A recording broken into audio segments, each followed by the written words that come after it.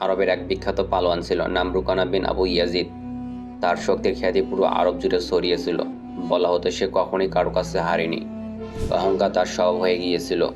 এদিকে নবীজি আল্লাহর বার্তা মানুষের কাছে পৌঁছে দিয়েছিলেন, ন্যায়, নৈতিকতা আর মানবতার শিক্ষা দিচ্ছিলেন। কিন্তু রুকানা আর তার মতো অনেকে এই সব কিছুকে উপহাস করত। একদিন রুকানার সাথে জঙ্গলের পথে নবীজির দেখা হয়।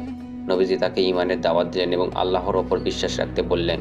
রুকানা হাসতে হাসতে বলল, আপনি যদি সত্যিই নবী হন তাহলে আমার সাথে কুস্তি করুন। যদি আমাকে ফেলে দিতে পারেন তবে আমি ইসলাম ধর্ম গ্রহণ করব।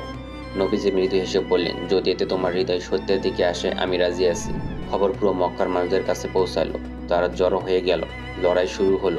কয়েক মুহূর্তের মধ্যেই নবীজি সহজেই রুকানাকে মাটিতে ফেলে দিলেন। রুকানা অবাক হয়ে গেল। সে আবার চেষ্টা করলো, তবুও একই ফল।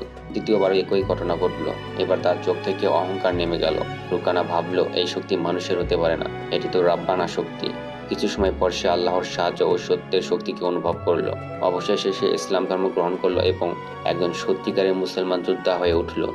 অহংকার যত বড়ই হোক, সত্যের সামনে তা ভেঙে যায়। যদি আপনি ওই সত্যকে শক্তি মনে করেন, এখনই সাবস্ক্রাইব করুন।